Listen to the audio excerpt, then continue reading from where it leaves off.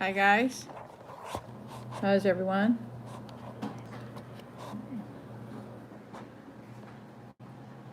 Have everything. Josh Who TV, it looks like, is good deal. Alrighty. Looks like I'm good. Got just a couple of headlines to go over.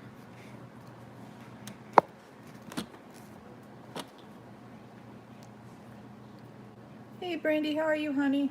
So good to see you. Oops. Hey Missy, how are you?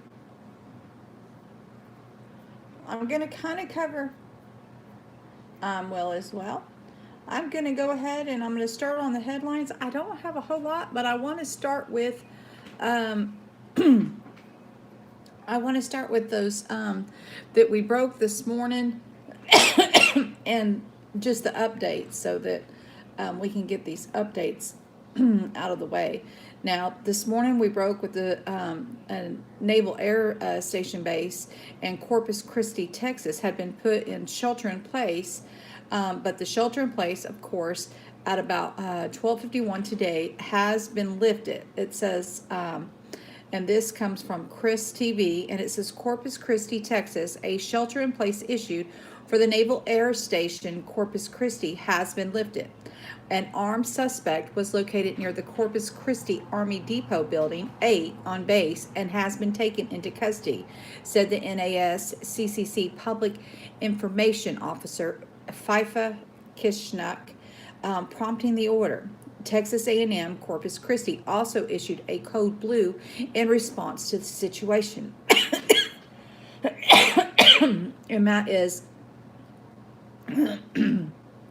sorry, that is the last update that they put out that I found. Though there might be I think CNN or somebody might have something out, but I really steer clear of CNN when I can, guys, unless it's the latest or the most current that's going to give us something new. But I doubt we're going to hear today who it was or anything to that nature.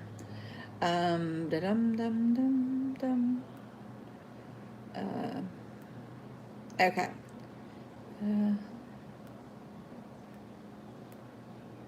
Okay, so then we also had the situation yesterday where there was that shooting in Jersey City, and Fox News put out this link, this story here. It says Jersey City shooting shooters are linked to an early killing.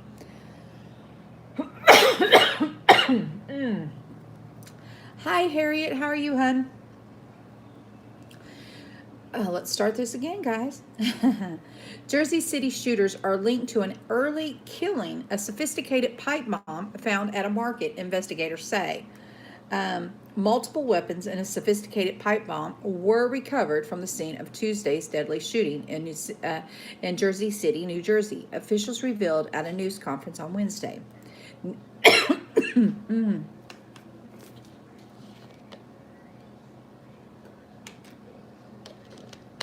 New Jersey's Attorney General Gruhl said that two suspects identified as David N. Anderson, 47, and Francine Graham, 50, may have also been involved in separate killings in neighborhood of Bayonne, New Jersey. State police officers conducted a forensic search on the vehicle that Anderson and Graham used to get to the Jewish supermarket, where they allegedly gunned down 3 civilians. FBI Newark Special Agent in Charge Gregory here said they did locate in that, amongst other items that I wouldn't be discussing, a pipe bomb and improvised explosive device, Erie said. What I will say is that it was examined.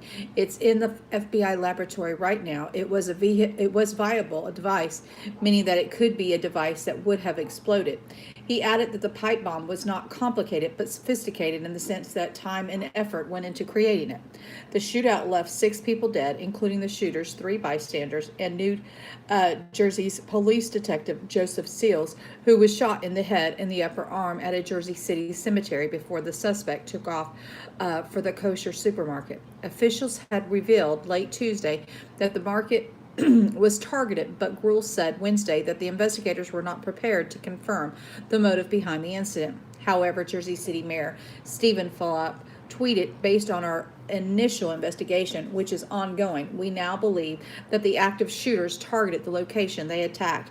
Due to the excess of caution, the community may see additional police resources in the weeks ahead.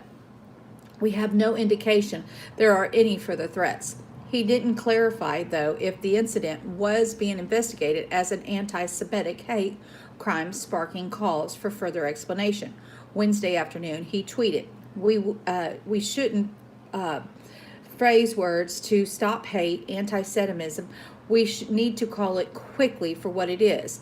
Some will say, don't call it anti-Semitism or a hate crime till a longer review. But being Jewish myself, the grandson of a Holocaust survivor, I know enough to call it what it is. Separately, the New York Times reported that one of the suspects, Anderson, had been linked to the Black Hebrew Israelite movement, a militant group whose members believe they're descendants of the ancient Israelites. Anderson also had a social media page that contained anti-Jewish and anti-police comments. And so that is the update from yesterday's. And let's see. And then we also have an update on the New Zealand death toll rises to 16 after 2 hospitalized victims died. The authorities in New Zealand added 2 more people to the death toll following Monday's volcanic eruption, bringing the number of dead to 16 as plans to recover bodies still on the ash-covered area were delayed. The 2 who were added to the death toll had been hospitalized, authorities said. Thursday, the bodies of 8 others presumed dead are believed to be on White Island, where the blast occurred. 6 others were confirmed dead. Around 28 people remained hospitalized, and another 23 were listed in critical condition, authorities said. While 26 of the patients had burns covering at least 30% of their bodies, my goodness sakes, guys, others had suffered burns to over 90% of their bodies. Dr. John Neely, a clinical director of surgery and preoperative services at Middlemore Hospital, told reporters. John Boning, president of Australian College for Emergency Medicine, told the New Zealand Herald he could smell sulfur on the victims' clothing as he wheeled patients into the Waikato hospital following the eruption. He said he was shocked as their bodies shed bits of dead skin and broken ash. It was awful, just horrific, said Boeing, who linked it to a war zone. Australia was sending a military plan to bring some of its injured citizens back home from special medical care. They were expected to be transported to the states of the New South Wales or Victoria beginning Thursday. New Zealand has ordered nearly 1,300 square feet of the skin from the United States to retreat dozens of severe burn victims. Multiple burn units and hospitals across the country were at full capacity. Dr. Peter Watson, chief medical official with the county's Manuka Health, said Wednesday. The volcanic tremors on the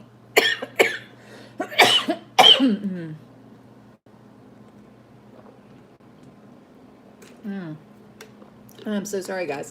Volcanic tremors on the island had intensified to a level not seen since 2016.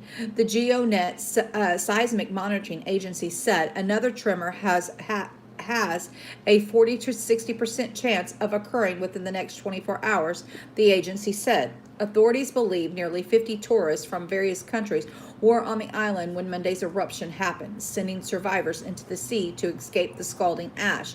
Many were passengers aboard the Royal Caribbean cruise ship Ovation of the Seas and emerged with burns.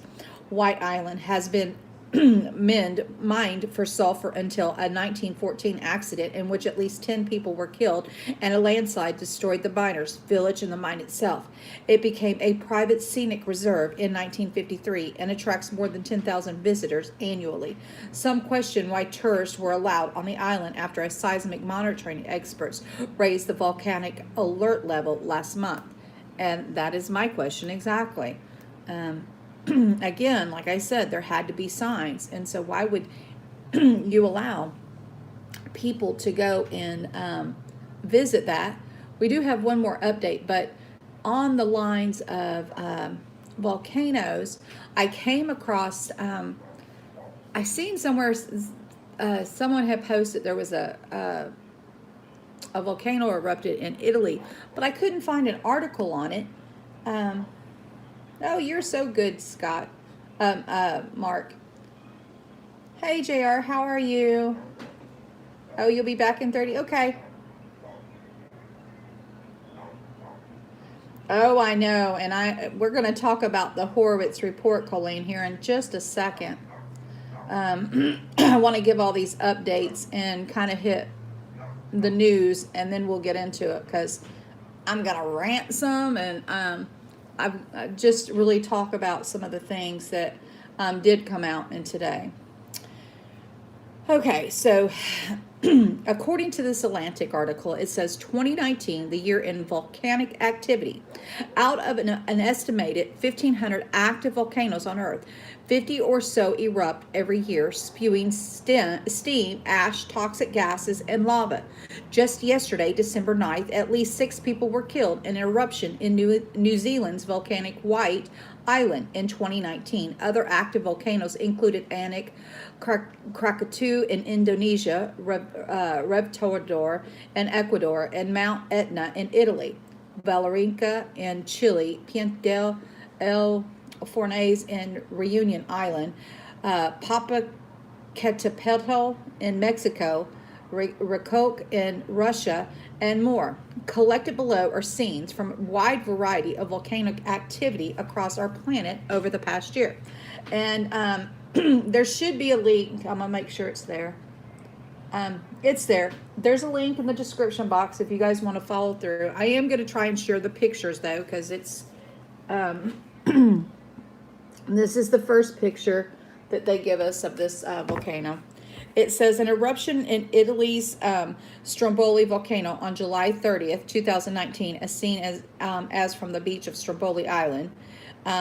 Here's smoke billows from flames propagated across the hillside near houses after the Stromboli volcano erupted on July 3rd, 2019. The eruption killed one hiker and sent tourists fleeing into the sea.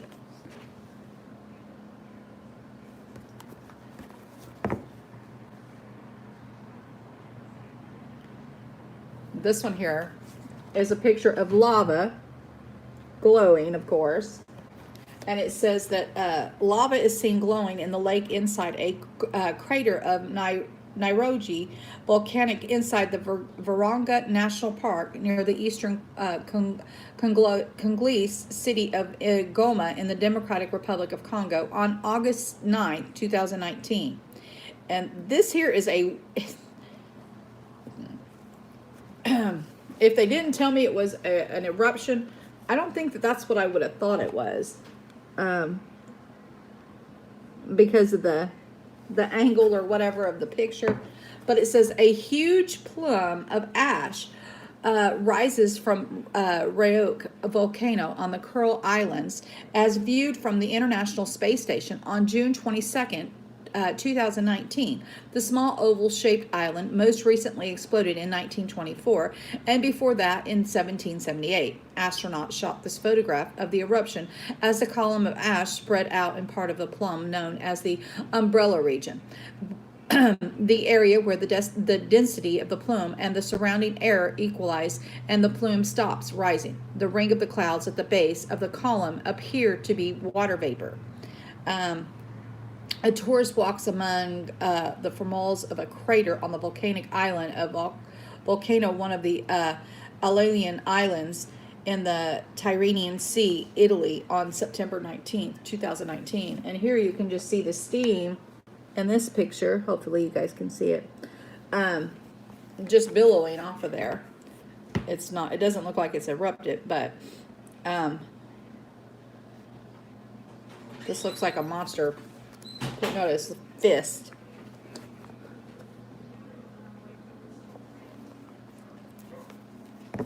The Krakatoa volcano spews hot ash during an eruption, has seen from Indonesian Naval Patrol boat in the Sunday Strait near Lampung, Indonesia on January 1st. And an aerial view of Angkor Krakatoa volcano during an eruption in Sandu Strait in South Lampung, Indonesia on December 23rd. Then we have the Popocatépetl volcano spews ash as seen from Pueblo, central Mexico on March 28th, 2019. This picture taken from October 25th shows the lava from the Piton del Fornaz flowing down the east-southeast face of the Indian Ocean island of Reunion. And this picture looks pretty cool, guys. What are you doing? Hey, Deb.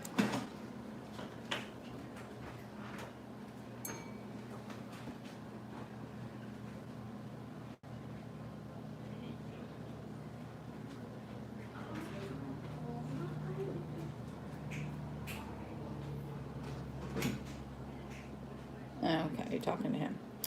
Okay, it says lava from the Piton del Fornaz flows along the forest of the Indian Ocean island of Reunion, October 25th.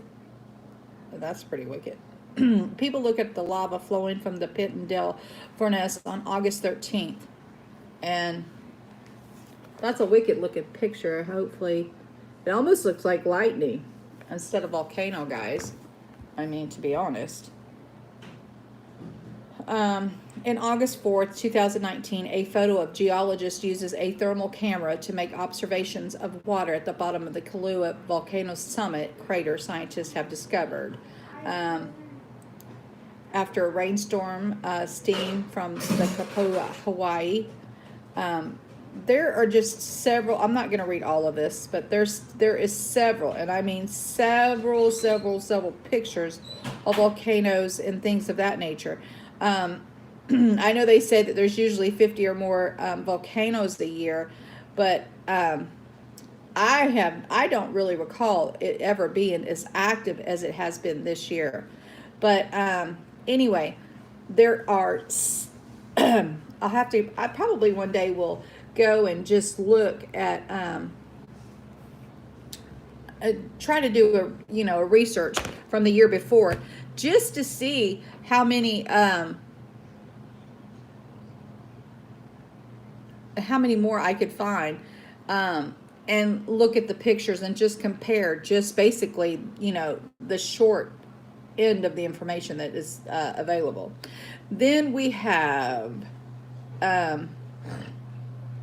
this report here from Newsweek, and this is about the U.S. The Taliban attacking the clinic near the American Bagram airfield, says. And now this is an update as well. This here is from Newsweek, and it says the Taliban attack clinic near American Bagram airfield days after Afghan peace talks restart. A savage full slide of gunfire erupted early Wednesday morning and continued into the late afternoon between the Taliban and militants and the U.S. Afghan forces near Bagram Airfield, the largest American base in Afghanistan, in a powerful suicide bomb aimed at a medical facility under construction in an attempt to breach Bagram airfield. 2 Afghan civilians were killed and more than 70 civilians were wounded during the attack claimed by the Taliban this afternoon, according to both the American and Afghan officials. The firefight lasted more than 9 hours. There were no casualties among the American or the coalition forces as the gun battle continued into Wednesday afternoon. Some service members were evaluated for minor injuries as a result of the initial attack, but no major injuries were reported, but were later released, said Resolute Support spokesperson. The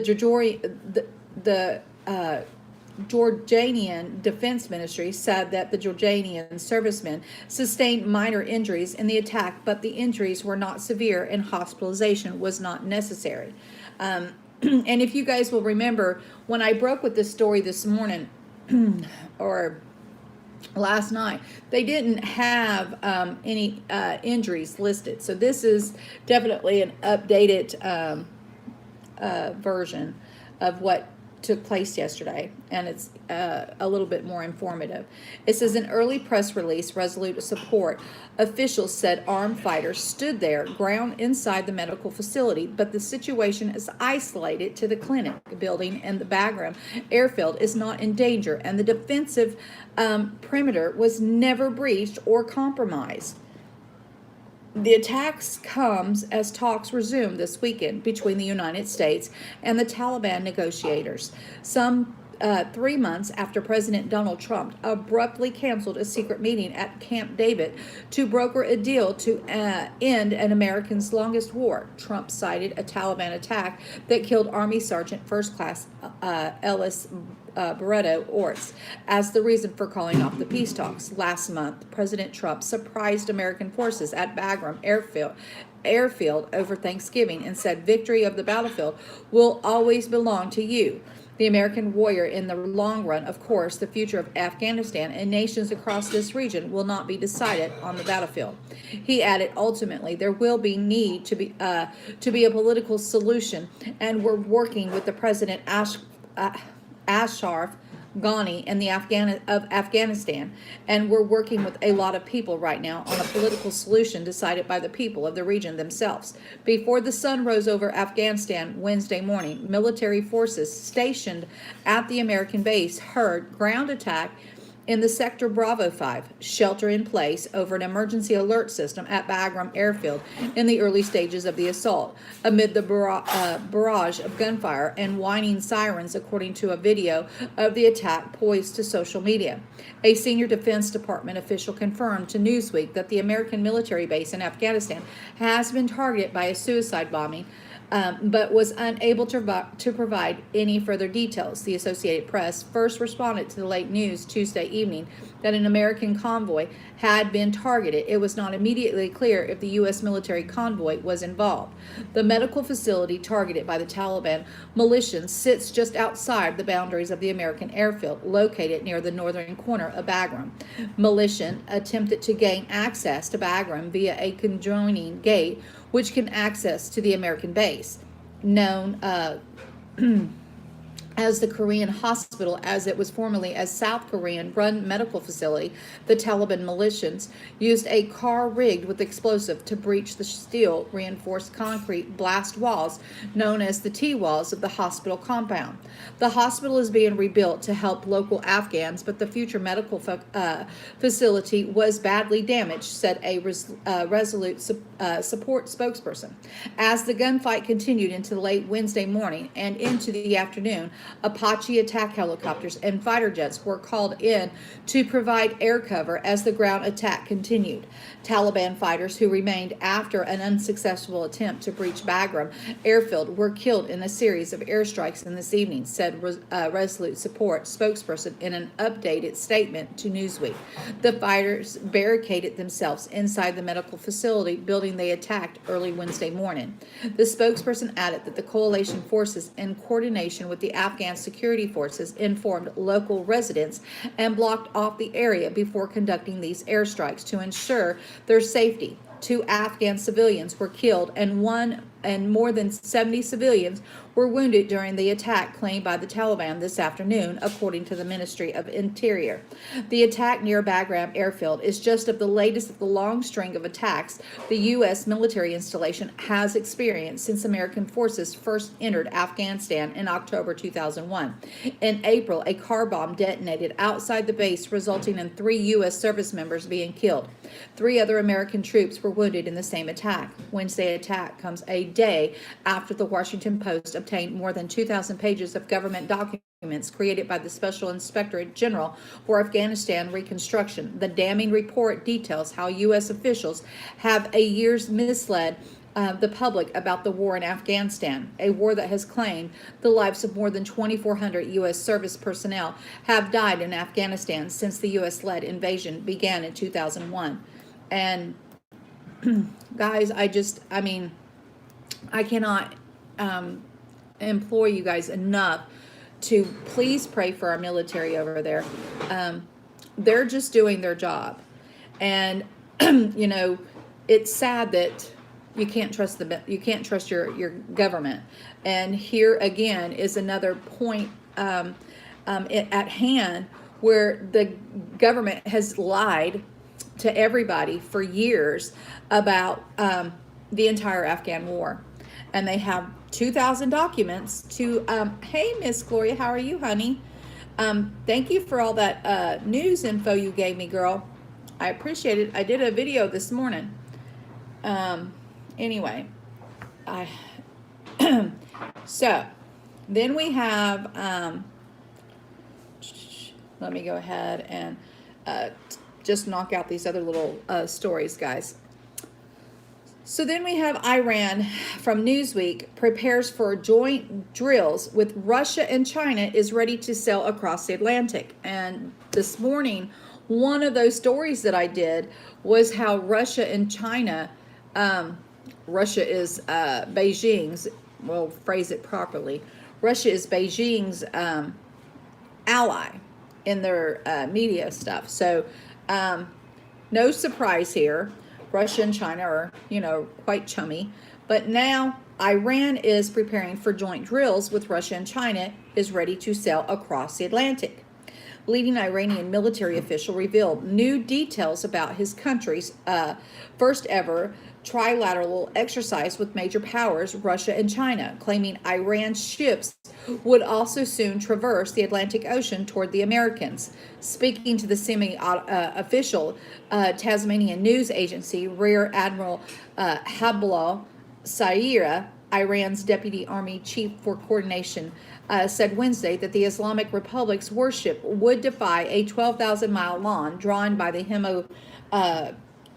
hegemonic powers by entering the Atlantic Ocean, he said. Iranian vessels have previously done so by circling around Africa, and the Navy intended to once again have presence across the Atlantic Ocean, free to sail as far forward as the international maritime law permits. Sayers said he would not provide a specific date for such a move, but revealed when another major naval action would take place. The Naval Security Belt drills alongside Russia and China. The maneuvers were set for December 27th, and Sayers offered further information last week. The starting point of the exercise, which is being held with the presence of the Islamic Republic of Iran's naval forces and the Russian and Chinese Navy, is the third naval area in Conrac. He told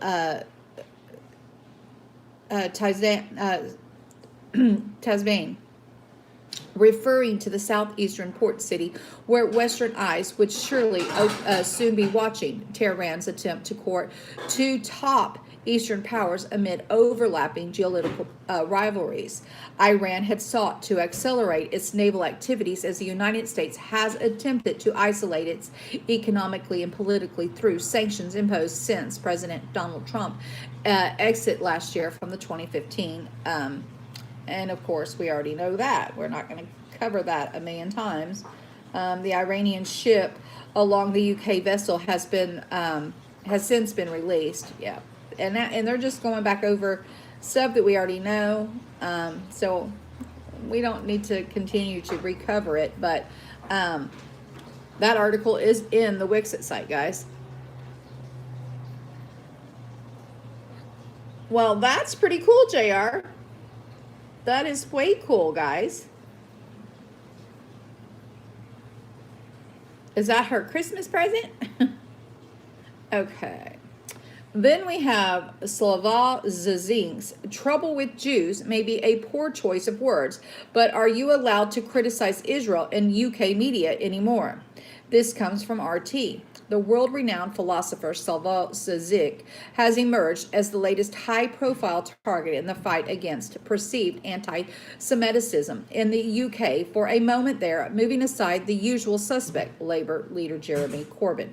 In a recent article for The Independent, Zik criticized Israel for its aggressive settlement policies in the occupied West Bank and argued that such criticism of Israeli policies does not make someone an anti-Semitic. Within the text, the philosopher used a very inconsiderate turn of phrase. The trouble with the Jews. Immediately, a crowd of outraged commentators rose up and, fully proving Zink's point, the paper removed the offending phrase and replaced it with the trouble with the settlement project. Zink himself admits it was a poor choice of words, but when he asked the Independent to run a follow-up explanation, the paper refused. The RT is the only outlet that gave Zink the floor. I was wrong. I committed an unpardonable mistake in using the phrase, the trouble with the Jews, which effectively can be understood as implying that some trouble pertains to the very identity of being a Jew. Such a reading runs against the basic premise of my text, which is that the proponents of a full annexation of the West Bank are portraying the emancipatory core for the Jewish tradition itself, the philosopher says in his explanation piece. The words were taken out of context, he says. In the original, they followed a reference to the French philosopher Alain Finkielkraut, who said modern Jews had chose the path of rooting, and the Jews Zink refers to are those trying to root in occupied land. The trouble with Jews today is that we are now trying to get roots in a place which was for thousands of years inhabited by other people, he wrote in the original piece. Zizik believes it's a part of a wider campaign against left-wing politicians and intellectuals to equate any criticism of Israel as the state of the anti-Semitism. The anti-leftist campaign goes on. An Israeli-based group uses Facebook to spread disinformation to more than 1 million followers around the world. Singling out Muslim U.S. Congresswoman Jeremy Corbyn was just rated top anti-Semitic of 2019. Simon Ritzstolk Center ahead of the actual terrorist, and even Bernie Sanders is now added to that list of anti-Semites.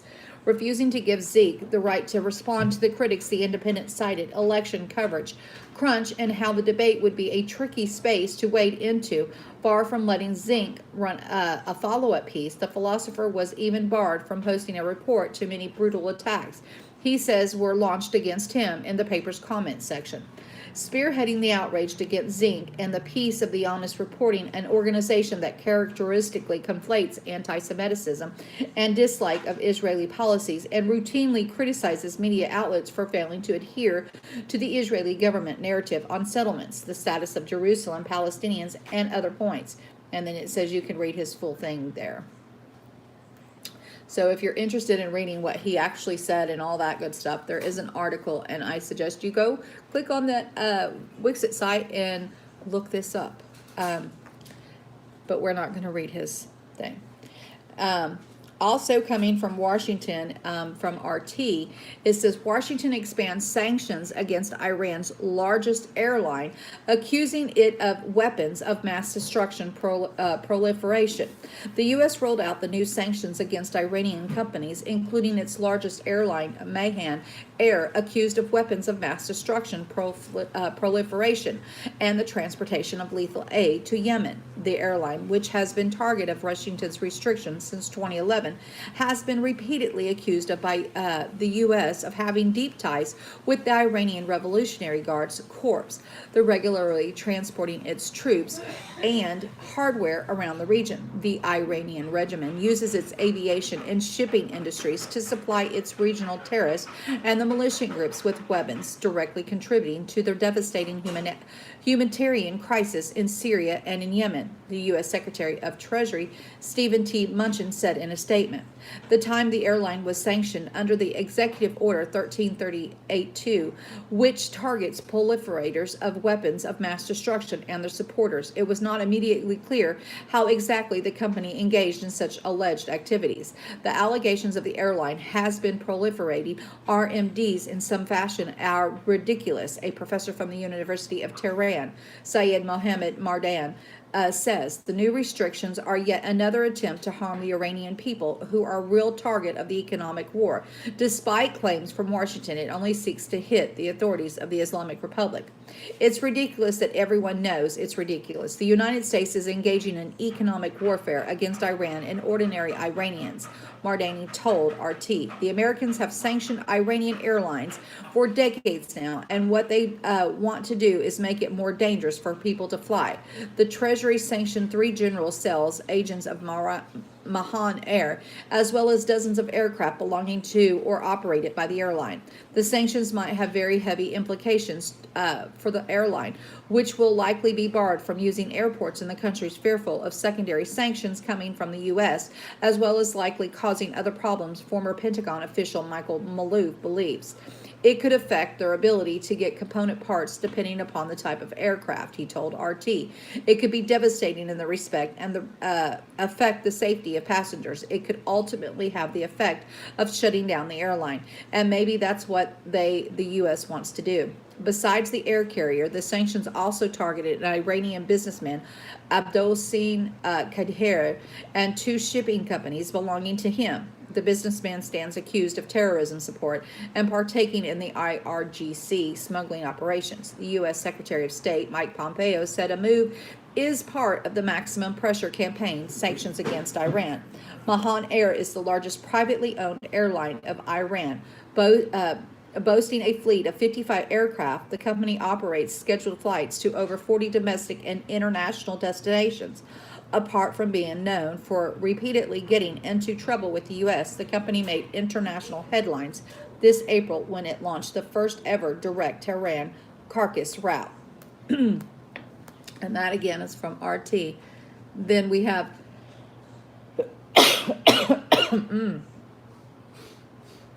I wanted to touch this when we were talking about the anti-Semitism earlier. The Hill says reports that Trump signs an executive order combating anti-Semitism on campuses. President Trump on Wednesday signed an executive order to intend to combat anti-Semitism on college campuses that has triggered pushback from the Jewish groups and free speech advocates. The president signed the order at the White House Hanukkah reception, using the celebration of the upcoming Jewish holiday to detail a crackdown on cases of anti-Semitism on college campuses, including certain protests against Israel. This is a very powerful document that we're signing today, Trump said, noting the measure has nearly passed Congress in prior years. They almost had universal support, but there was also a roadblock. But this year there has not been no roadblocks because I'm doing it myself. The order will, of course, because this is an executive order, the order will define Jewish people as an ethnic group rather than just a religious one, a controversial step that grants broader authority to the Department of Education to respond to the anti-Semitic incidents on college campuses under the Title VI of the Civil Rights Act of 1964. This is our measure to the universities. If you want to accept the tremendous amount of federal dollars that you get every year, you must reject anti-Semitism, Trump said. And there's a little bit more. This is a lengthy article, but that's what I'm going to read. My husband's ready to chime in, guys, so chime away. Oh, no. When I was watching the news today, they both sides of the Jewish people were happy and then liked it, and some didn't like it. But they showed that what am I trying to say? Assaults on Jews or whatever. Yeah. Is at a high of 57%. The crime rate. The crime rate, against Jews. I gotcha. Yeah, and then the next one under them is the Muslims at only 14%. And people are getting mad about them trying to protect the Jews from being assaulted. I mean, come on, they're already getting assaulted at 57%. you know, and I guess they want that to continue.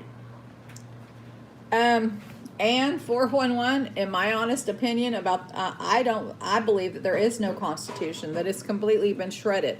All the bills that they have been pushing lately, and even at your local, state levels, I won't say local, but at your state levels, these red flag laws, and the bill with, what is it, the Equality Act that actually passed the House, with these, that's what you think, so, okay. Those type of bills just tell you, it infringes on all of your, the Bill of Rights. And if I can find it real quick, I'll show it. Maybe I can find it before we end the show, and I'll show you again.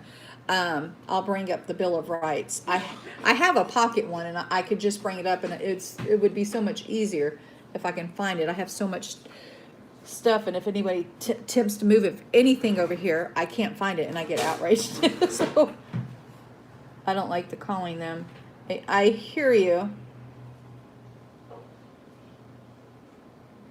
Right. I hear you, Anne. I do. Okay, so I have just a couple of articles that I want to still get to before we get into talking about, because I really am going to give you a good rant today on the Horowitz hearing today. So, and my husband will probably chime in as well, because he watched some of it with me, and he got his fill, and he had to leave the room. So, anyway, so.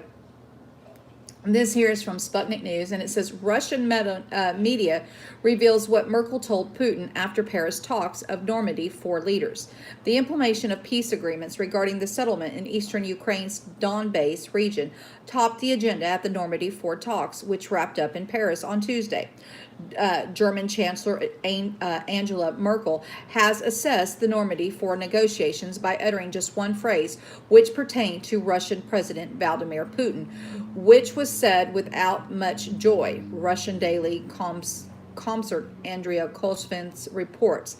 Today you are a winner, Merkel said ahead of a joint press conference in Paris on Tuesday, in an apparent nod on the Normandy 4 leaders' talk on the situation in eastern Ukraine.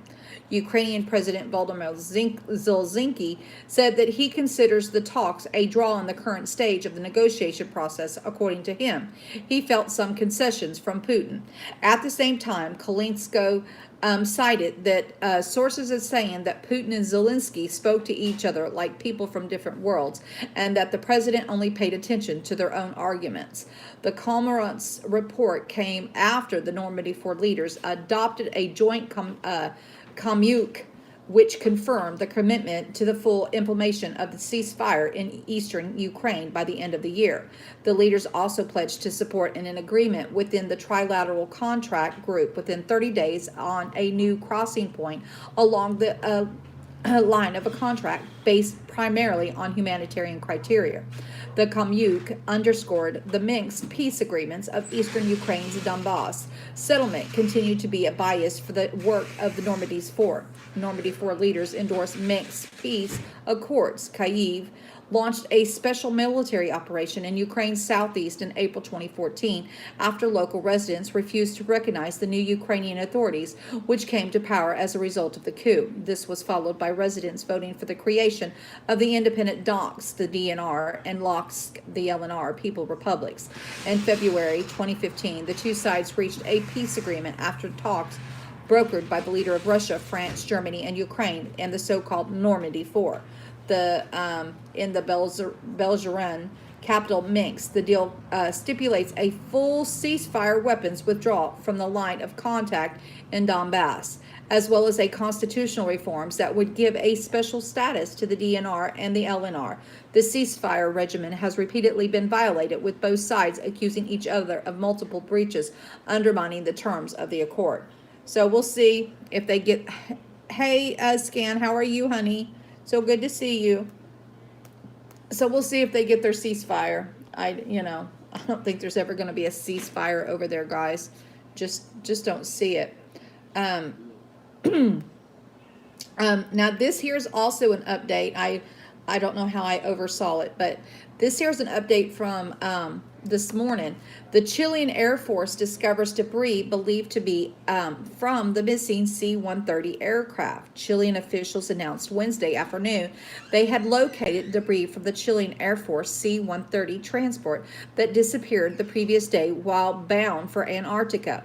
While conducting a search for signs of the propeller-driven airplane on Wednesday, the Chilean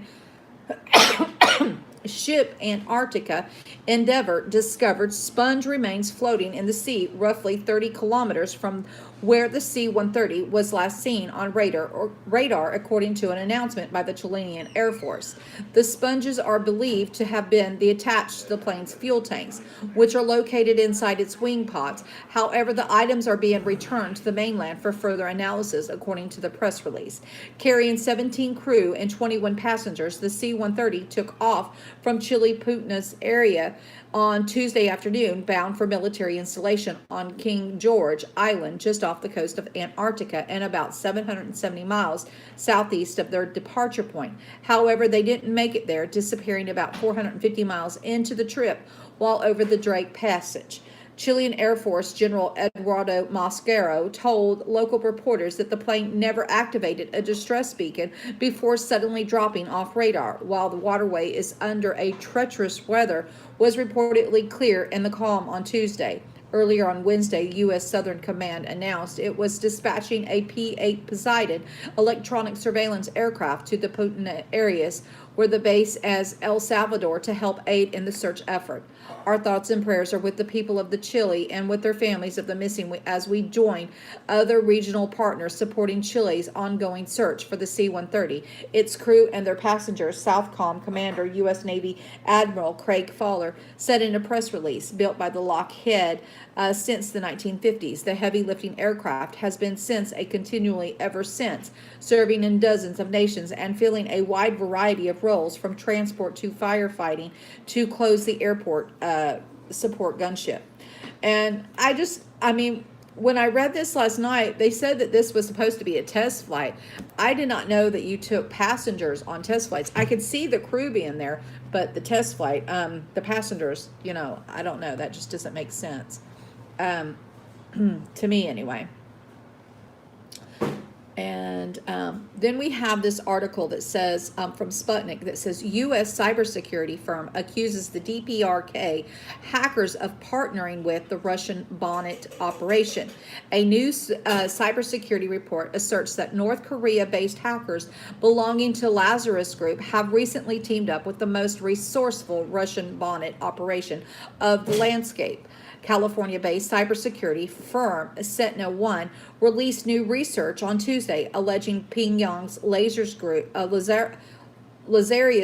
has been working in tandem with the markets of the trick bot malware to achieve a qualitatively new level of cybercrime enterprise which was never seen before in magnitude and complexity.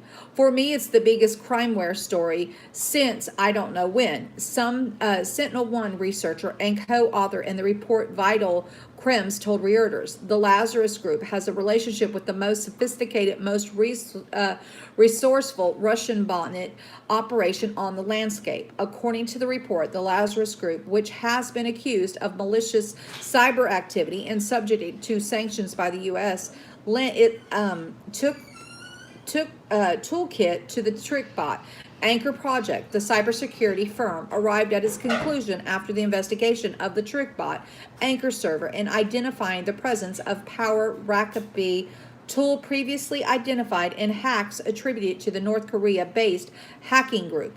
Earlier this year, Power Rantiki was identified as the malware strain responsible for the attack on the computer network of the Chilean interbank connection company Redbank. That's the strongest possible evidence linking to the celebrated case of the Lazarus intrusion, Kremis told Reuters. This is not the first time TrickBot and Lazarus Group have been linked. Back in July, the Japanese telecommunication company NTT suggested the two may have collaborated on some level in the development of the PowerBrace, a tool that provides backdoor access to PowerShell, Microsoft's open source operating system management framework. And that is an update. They don't highlight all the hacking going on here. Well, of course not.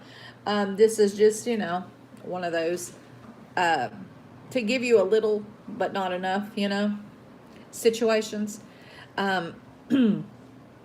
Then we have that this here's from Sputnik, and it says the U.S. has reportedly found 300 dead bodies of immigrants along the U.S.-Mexico border in 2019.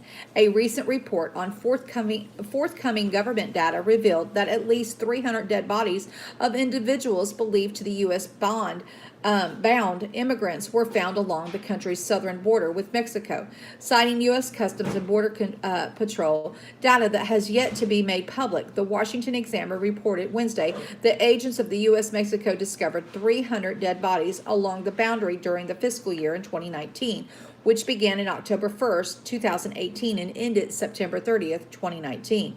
The forthcoming report includes individuals such as El Salvadorian immigrants Oscar Alberto Martinez Ramirez and his 23-month-old daughter Valerie, who was found dead on a bank in the Rio Grande in Matamoros, Mexico, after unsuccessfully attempting to cross the border and swim into the U.S. state of Texas. The image of the father and the daughter quickly went viral and became a point of reference to those opposed to the Trump administration immigration policies. Most of these deaths are probably among the adults, and those are the ones who take these longer, more dangerous routes to try to evade the Border Patrol, Randy Capps of the Migration Policy Institute in Washington, D.C., told the Examiner. It's an open question, so whether we'll see an uptick in those deaths now, that is harder for people to claim in the asylum in the U.S. and most impossible for people to get to stay if they do. Additional data from the forthcoming report revealed that Border Patrol agents detained over 851,000 people who attempted to cross the border illegally in the fiscal year 2019. While the CBP announced Monday that a number of apprehensions of undocumented immigrants at the U.S.-Mexico border showed a drastic decrease in November versus May. The Trump administration has also been faced with mounting backlash concerning its past and future handling of the border. In a December 10th memo to the U.S. Secretary of Defense, Mark Esper, and other various defense officials, the U.S. Defense Department's Office of Inspector General announced it's launching an investigation into U.S. President Donald Trump and his administration's use of military personnel in support of security operations at the U.S. southern border and other related actions involving troops and their conduct at the at the country's southern boundary. That same day, the Trump administration planned a appropriation of $3.6 billion in military funds in the U.S.-Mexico border wall project was blocked by the U.S. Texas Western District Judge David Briones on the grounds that that he said the move was unlawful. And well, of course they're going to investigate him. That's all that they've done is investigate. They've investigated it, blocked him at every turn he's done. There's no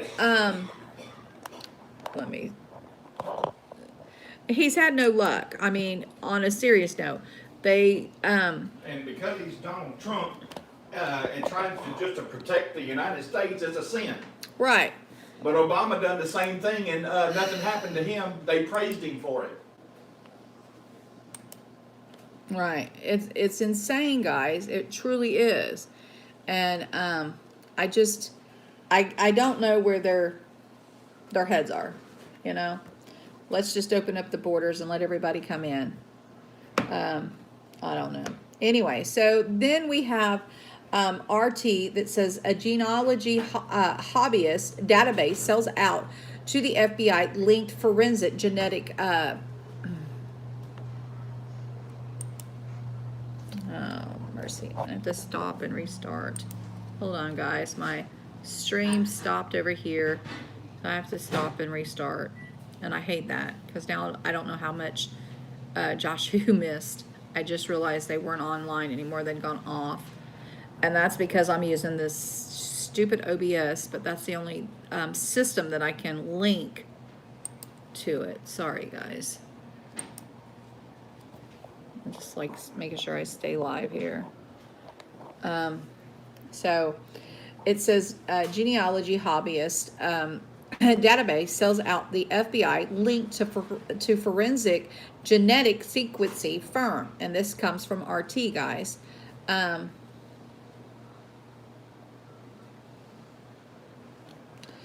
A controversial genetic database has turned over 1.3 million customer profiles believed to overlap with 60% of white Americans' DNA to a forensics firm that mines genetic data for a law enforcement. What could go wrong? GED Match, one of the world's largest repositories of the genetic data, has been purchased by Vargon, an FBI-linked forensic genetics firm dedicated to exploiting the crime-solving potential of biological evidence.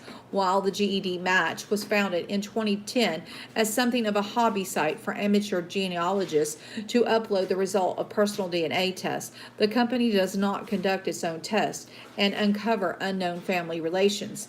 It has become better known in recent years as its role in solving the Golden State Killer case, which earns plaudits from the law enforcement but excoriations from privacy advocates. Jumping into bed with the Varrogan, a company founded specifically to weaponize genetic data for law enforcement, indicates the GED Match is going long on the genealogical panopation.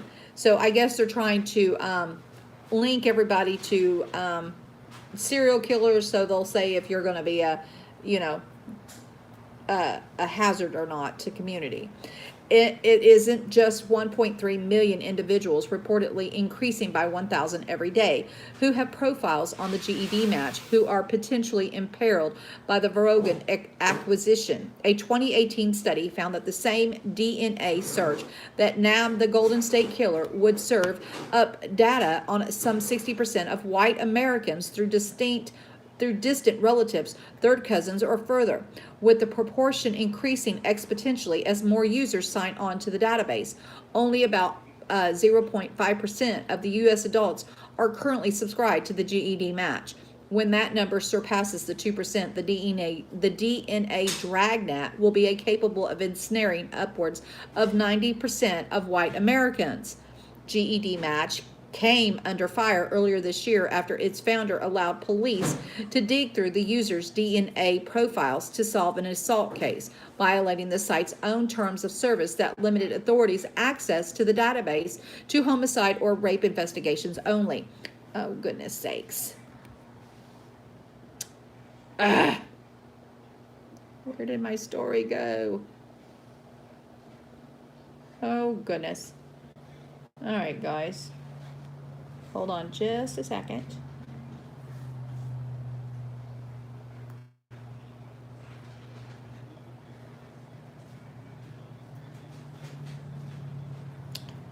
It disappeared on me, guys. I went to catch it, and when I did, it. Hold on.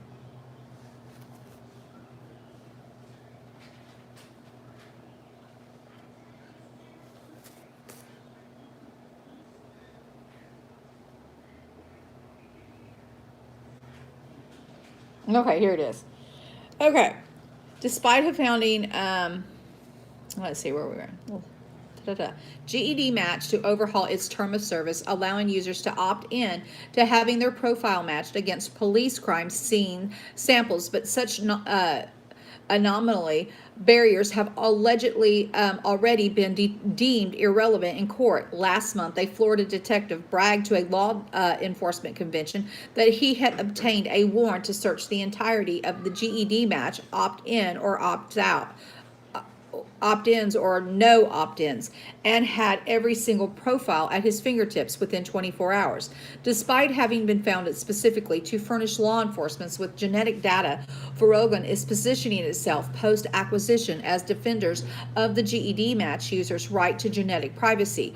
We are steadfast in our commitment to protecting users' privacy and will fight any future attempts to access data of those who have not opted in, CEO Brett Williams said in a statement released on Monday. But Williams also couldn't hide his glee at having millions of users' DNA profiles at his fingertips. Never before have we, as a society, had the opportunity to serve a molecular eyewitness, enabling law enforcement to solve violent crimes efficiently and with certainty, he gushed. Public approval for the use of the DNA database to solve violent crimes is strong, thanks to cases like the Golden State Killer.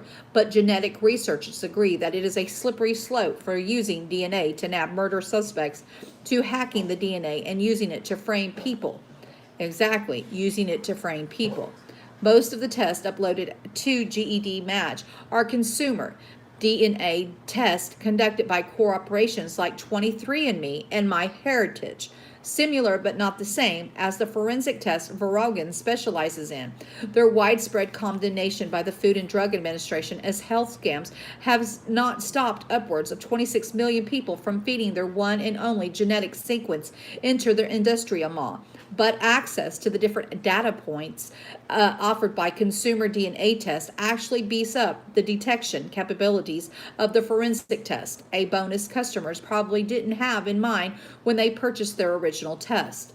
Throwing its lot in, the Rogan made protect the GED Match from retaliation by angry customers who didn't sign up to be used as guinea pigs for the DNA police state, and the company has refused to make public the terms of the acquisition.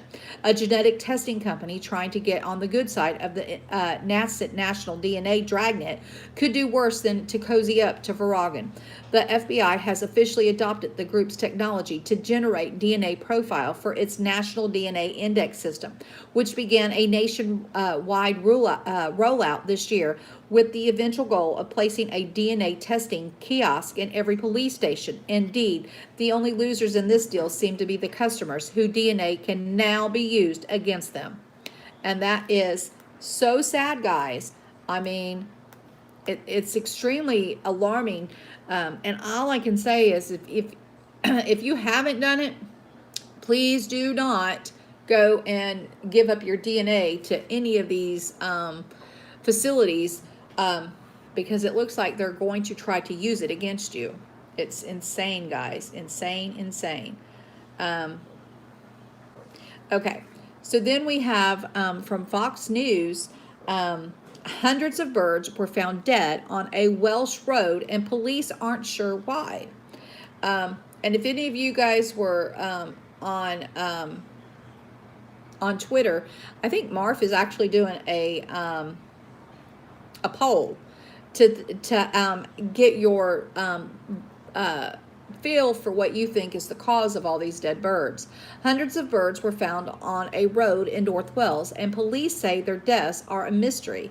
Police have called in experts to figure out why more than 200 starlings are all died on one country road near the village of Bodham in Ainsley, Wales. Several others were found in hedges on the side of the road, but none were found in nearby fields. Daffyd Edwards, whose partner found the birds, said it was as if they dropped down dead from the sky, according to BBC.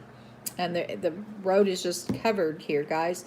Edwards said Hannah Stevens just saw a few birds alive while she was on her way to an appointment on Tuesday afternoon. She said she saw hundreds of them flying over and thought it looked amazing, but on her way back around an hour later, then they were all dead on the road, Edwards said. Stephen reported seeing the birds eating something on the road. We don't know how this happened, North Wales Police Rural Crime Team Chief Dewey Evans said, according to The Guardian. There are approximately 225 dead starling on the road itself, and many other along the hedge of the other side of the road. No starling apparent in the fields on the other side, which is very strange. So we haven't got officers now from the Animal and Plant Health Agency who are going to seize some of these starlings with the view to have them examined, looking for poison or an example of looking for anything that might have killed these animals, Evans added. And I think that's kind of weird that you will have one area that would have dead birds. on that poll, my answer was because I mean this isn't like the first time that this has happened. This is, they've had birds fall from the sky before, and I believe that they say it's something to do with the radio waves or something to that effect, isn't it? Yeah, but I mean, there's been situations like this with different animals. Over in New Zealand, I think it is, they have that special type of antelope over there, and they all dropped dead in 6 hours, and it come to find out it was a daggum bacteria that was that they have in their system already, because of the warm weather, it activated it more, and it ended up killing them all. So I mean, it could be as simple as it could be something poisonous. Yeah, well, not poisonous. They could have a bacteria that got them, because if it sounds like it was just one flock, it wasn't every starling. It's just that one flock. They may have went somewhere and ate bad seeds, and it or something like that. Yeah, you just don't know. My answer was that I thought that it's the pole shift. It was a toss up between the pole shift and like the 5G radiation waves, but but it is rather strange for all these animals to just up and die. Anyway, okay, so guys, let's talk about the OIG Horowitz. This here is an article from... No, you don't want to talk about that. This here is an article from Fox News, and it says the OIG Horowitz rips FBI failure in Russia probe, says nobody vindicated by report. Justice Department Inspector General Michael Horowitz declared a failure by the entire chain of command involved the FBI initial Trump Russia investigation in a blistering testimony Wednesday that called basic fundamental errors in the Bureau. I don't know why. I don't know why it does this, guys. Let me see if I can just...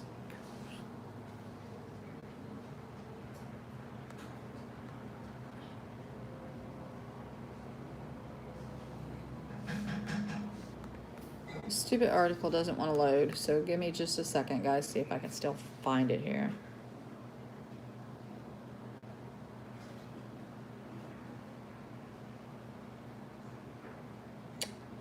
Yeah.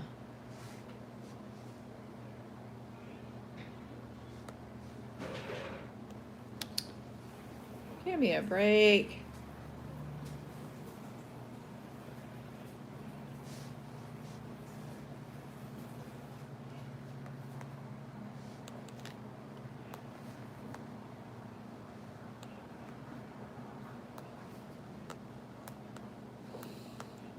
I'm trying to find this article again.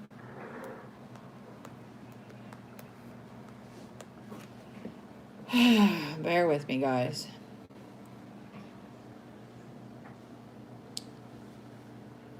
Okay, see if it will.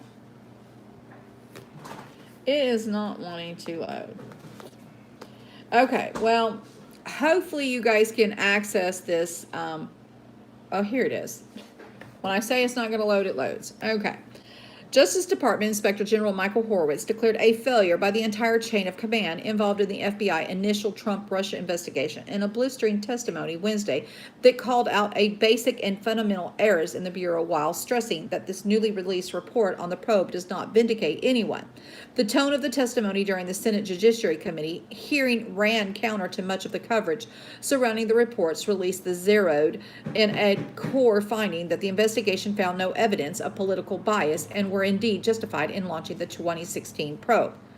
We're going to finish this article before I get on my soapbox, guys.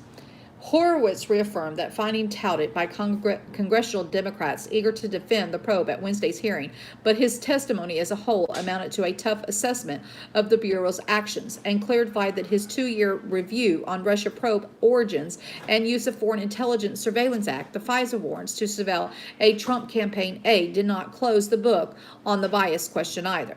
Under questioning, Horowitz said he could not outright determine whether bias was involved in the process of applying the FISA warrant against former Trump advisor Carter Page.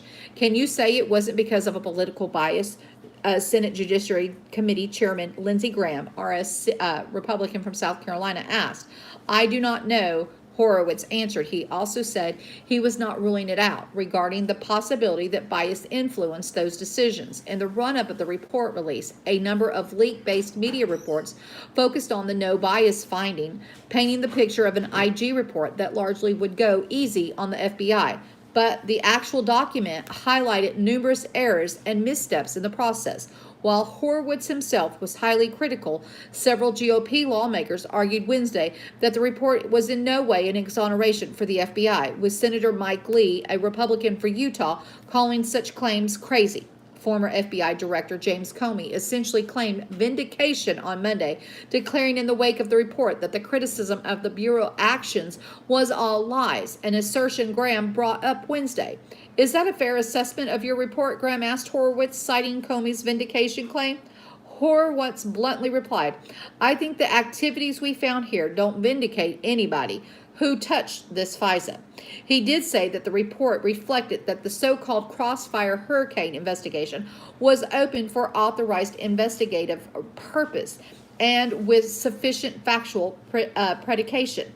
Horowitz reiterated in his testimony that he did not find any documentary or testimonial evidence that political bias or improper motivation influenced the opening of the Bureau's Trump-Russia investigation or efforts to seek a FISA warrant to monitor the page. Horowitz said Wednesday that while he did not make a determination as to the motive behind the efforts to obtain the FISA warrant for Page, he is referring to the entire chain of command to the FBI and the Justice Department for further review of their performance failures. We are deeply concerned that so many basic and fundamental errors were made by 3 separate hand-picked investigator teams on one of those most sensitive FBI investigations after the matter had been briefed to the highest levels within the FBI, even though the information sought through the use of the FISA authority related so closely to an ongoing presidential campaign, and even though those involved with the investigation knew that their actions were likely to be subjected to close scrutiny. Horowitz said in his opening statement before the committee. We believe the circumstances reflect a failure not just by those who prepared the FISA application, but also that the managers and the supervisors in the Crossfire Hurricane chain of command include the FBI senior officials who were briefed as the investigation progressed, he said. Horowitz, a long-awaited report, determined the FBI compiled with policies in launching the Trump-Russia investigation, but also flagged significant concerns with how certain aspects of the investigation were conducted and supervised. The Inspector General said his team has reviewed over 1 million records and conducted over 100 interviews, including several witnesses who only recently agreed to be interviewed as part of the nearly 2-year-long investigation. His 476-page faulted the FBI for numerous errors in the FISA process, identifying at least 17 significant inaccuracy and omissions in the application and renewals for the Page's FISA warrant.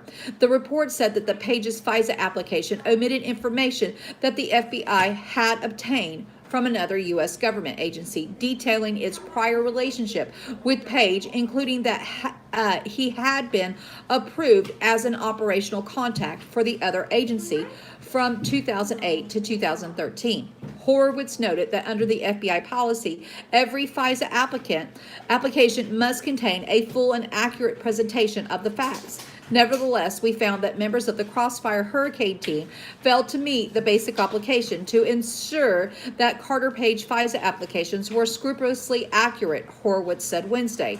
Our review identified significant concerns with how certain aspects of the investigation were conducted and supervised, particularly the FBI's failure to adhere to its own standards of accuracy and completeness with the filing the FISA application. Horowitz said, noting that the FBI review and the performance of all employees who had responsibility for the preparation of approval of Page's FISA application, including senior officials in the chain of command of the Crossfire Hurricane team, for any action deemed appropriate. The report also revealed that the FBI did not have specific information corroborating allegations against Page from the now infamous dossier authored by the ex-British intelligence agent Christopher Steele. The Inspector General found that the FBI was unable to corroborate any of the specific substantiated allegations against Carter Page contained in the election reporting and relied on the FISA application, and learned as early as January 2017 that there were potentially serious problems identified in Steele's reporting, but the team continued using his information as a basis for the Page FISA warrant. FBI leadership supporting relying on the Steele's reporting to seek a FISA ordering targeting Page after being advised of and giving consideration to concerns expressed by a department attorney that Steele may have been hired by someone associated with a rival candidate or campaign, Horowitz said. The work was funded by Democrats and the Hillary Clinton campaign. So did you hear that? The Steele may have been hired by someone associated with a rival candidate or campaign, Horowitz said. The work was funded by Democrats and the Hillary Clinton campaign. But yet, there was no political bias, right? Let's continue. Horowitz stressed that the Steele reporting helped to push the Page FISA application over the line in terms of establishing probable cause for a FISA warrant, and noted that Steele's report played a central and essential role in the decision to seek a FISA order. Horowitz further said that parts of the Page FISA application relied entirely on information from the Steele reporting to support the allegation that Page was coordinating with Russian government on the 2016 U.S. presidential election activities. Horowitz's report also found that the Crossfire Hurricane investigation was not properly sharing information with the Justice Department or other key figures who should have been privy to updated information. Horowitz revealed that the team failed to inform DOJ officials of the information that was available to them at the time of the FISA application. Much of that information was inconsistent with or undercut the assertions contained in the FISA applications and ultimately resulted in inaccurate information being included in Page's FISA application. In other words, it was a lie. The hearing provided a forum for heated lines of questioning Wednesday, bringing the Russia probe back to Washington center stage, if only for a day, as most of Capitol Hill is consumed by the impeachment inquiry centering on Trump's interactions with Ukraine. Senate Judiciary Committee Chairman Graham delivered a nearly 40-minute unscripted and fiery opening statement accusing the FBI officials on the Crossfire Hurricane team of a massive criminal conspiracy. What has been described as a few irregularities becomes a massive criminal conspiracy over time to defraud the FISA court, to illegally surveil on an American citizen and keep an operation open against a sitting president of the United States, violating every norm known to the rule of law, Graham said. Questioning Horowitz, Graham pressed the Inspector General on the behavior and the activities of the FBI officials involved in Crossfire Hurricane. The actions were not up to standards of the FBI, Graham said, adding that he certainly hopes that this conduct is not the way others are following in these practices. But committee ranking member Dianne Feinstein, a Democrat from California, defended the FBI and echoed that a paramount finding of Horowitz's report was released on Monday. This was not a politically motivated investigation, she said. There is no deep state. And if you believe that, I have some oceanfront property in Arizona for you. Now that I read all of that massive thing, I want to, we are going to talk. I have to find my page here because I made several notes because I wanted to make sure that we touched everything. But before we go on to all of this stuff here, if you guys go to the Wixit site, it's going to look like I have, under the U.S. News and Politics, it's going to look like we've had a million stories. But that's because when you click on Google to get the definition of words, the IP address is like really long. But it's not, it's hi, truth be told, how are you, hon? It is every one of these definitions that I'm giving you. Now,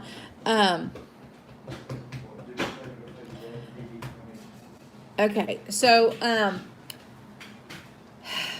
it aggravates me. I'm going to start with this because this is where I want to start. Okay, so it aggravates me to no end when I hear a politician sit up there and talk about the democracy that we have. If you go and you read the Constitution, we have a republic as long as we can keep it.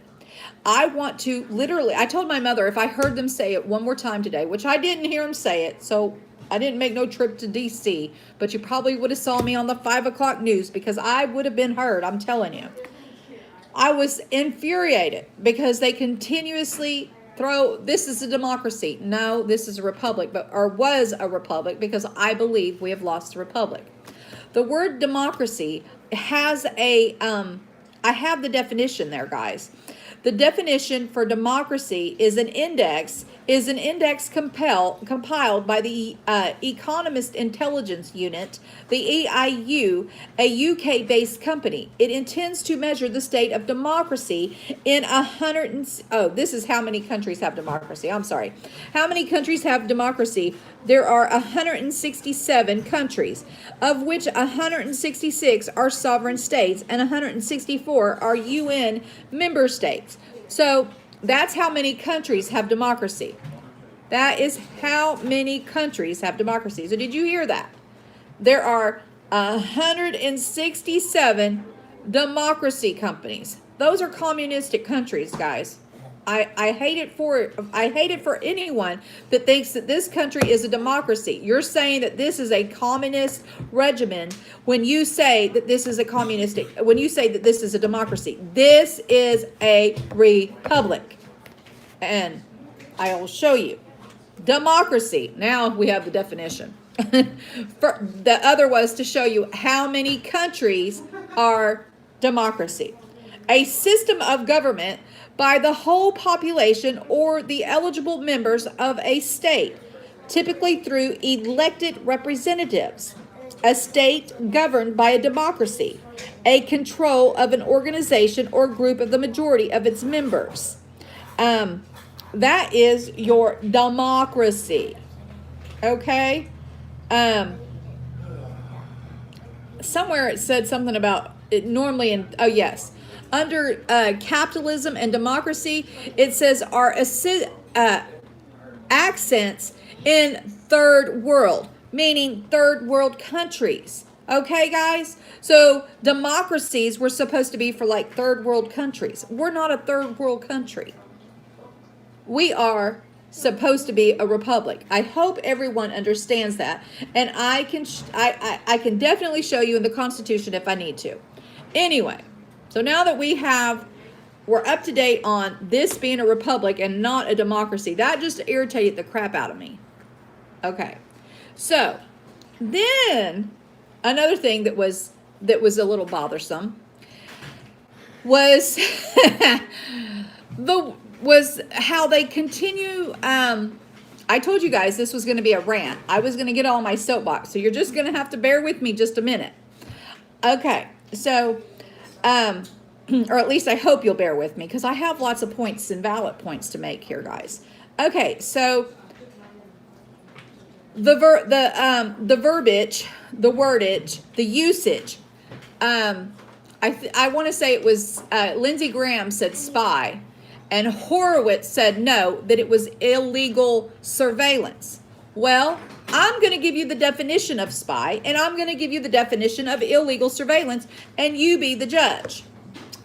Okay, a spy is a work for a government or other organizations by secretly collecting information about enemies or competitors. Observe fervently, discern or make out, especially by careful observation. That's a spy. I believe that is what they did. Okay, an illegal surveillance.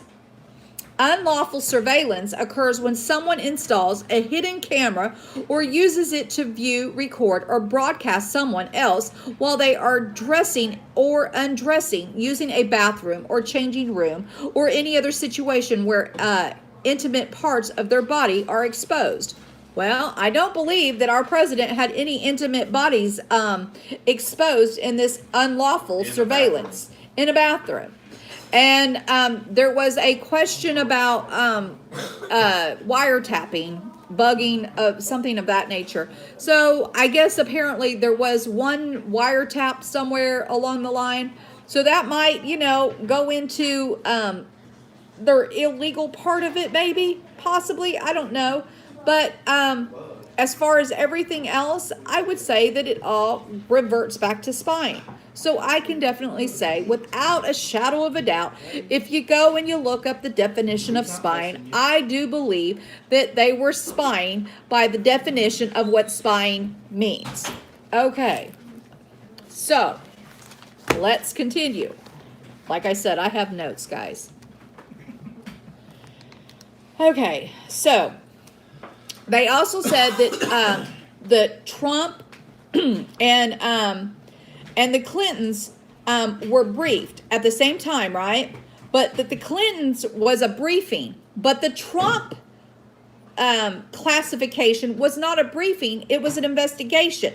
So it's not a an accurate account of it being non-biased, just in that that frame in itself. Because if you're briefing Clinton and you're investigating Trump, that is not a an even an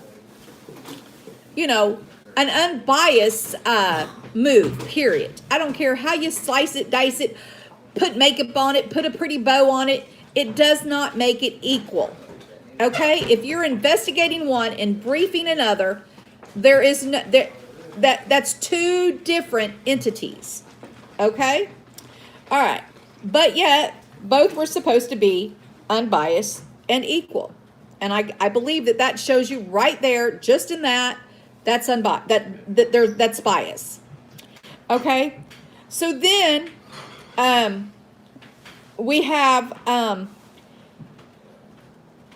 we had them go and list, and I meant to look this up before I got on here, but we had them go and list everyone that was involved with the campaign that actually had made arrest. That there was, they wanted to point out that there had been members of the Trump campaign that had been arrested, right?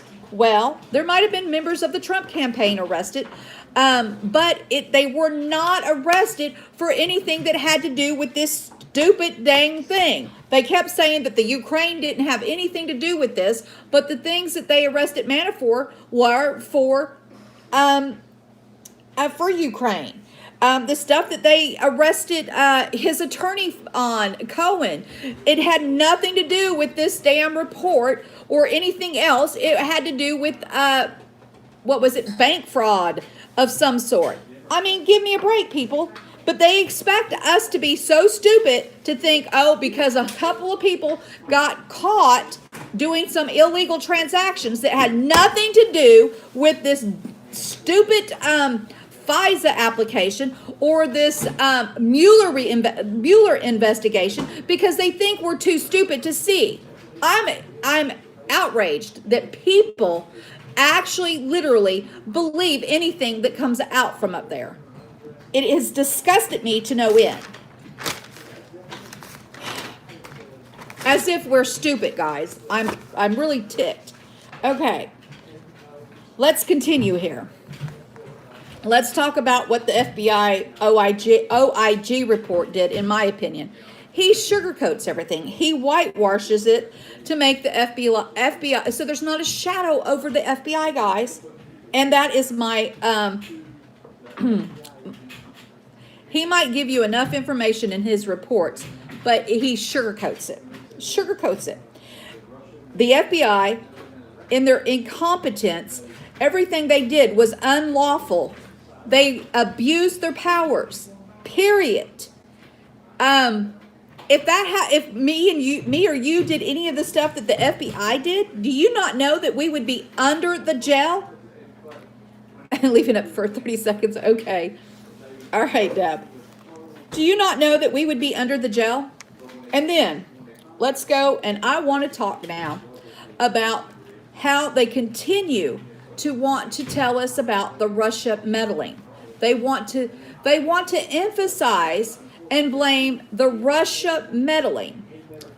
They keep saying Russia is meddling, Russia is meddling, Russia is meddling.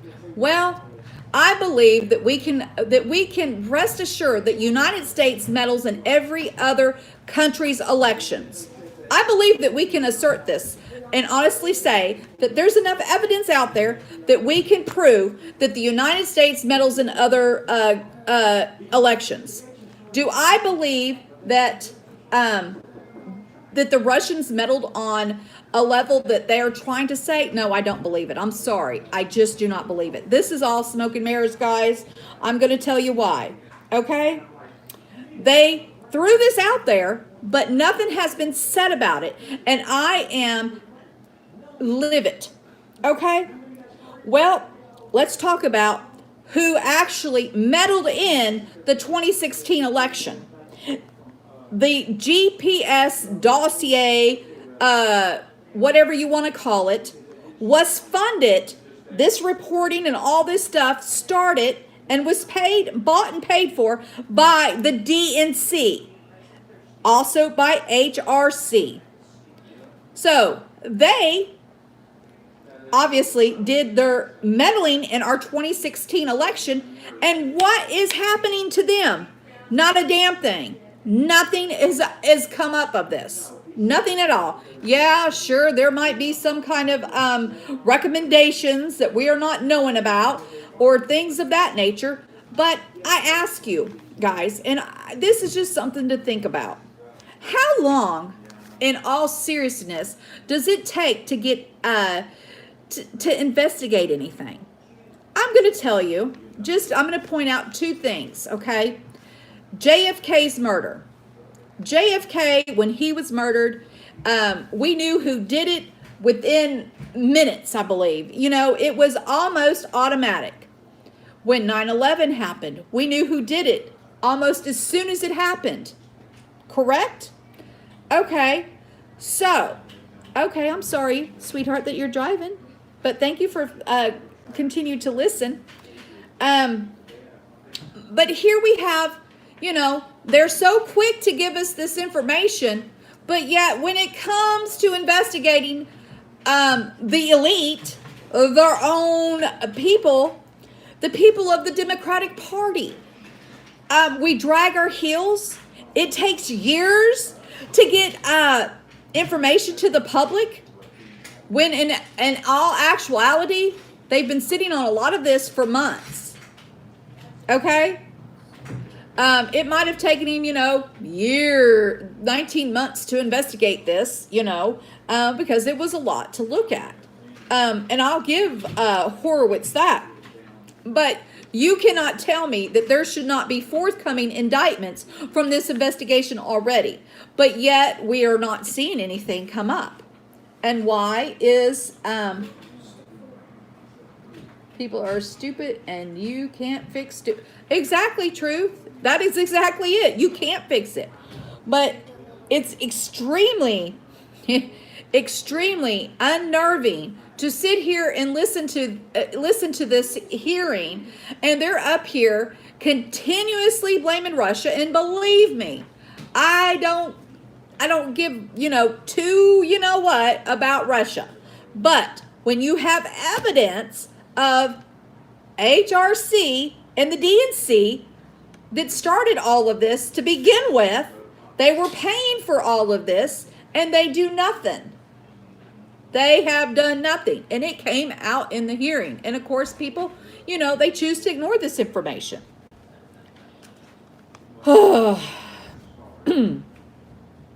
Anyway, and again, I'm not saying that Russia did not have something to do with the election. Like I said, I'm sure they did, just as we have something to do with everybody else's.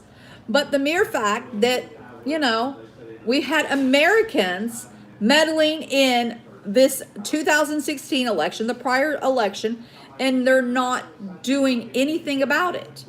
It's just, whatever. They are all in on this together. There will be civil unrest before any of these devils go to jail. Well, it's insane. that they can sit continuously up there and just point the finger. Japan had a 4.7 earthquake an hour ago. Okay, scan. I will look and see. Barr knows all this, that it will be dealt with. Well, you know, and I want to have faith in Barr and in Durham, but it does not take this long to get results. I just don't believe that it takes this long to investigate this. It's been going on for how long? 3 years now? I mean, granted, Durham and them might not have been in the very beginning of this on top of it, but there's reports already out there, guys. There's already enough information. We know without a shadow of a doubt that the DNC and HRC bought and paid for all this stuff. So why they've meddled in the 2016? So why is nothing being done to them? You know? DOJ and FBI are dragging their feet, releasing requested documents. Tom Fenton of Judicial Watch is, yeah, exactly. Of course they're going to drag their feet. And of course, all of this stuff is it. You have that it was one side, a political party that did all of this. But yet we're going to say that there was no political bias. Why? Why, I ask you? Would that be because it would be treason? It would prove that their tyranny? Would be because that's why he hasn't said that, you know, it was a political bias? They continue to point the finger to Russia, but in fact, the HRC, I just cannot get over that. And the dossier was the bulk, and they have found no validity in it, but they kept using it. They knew it was a lie. They knew it was a lie.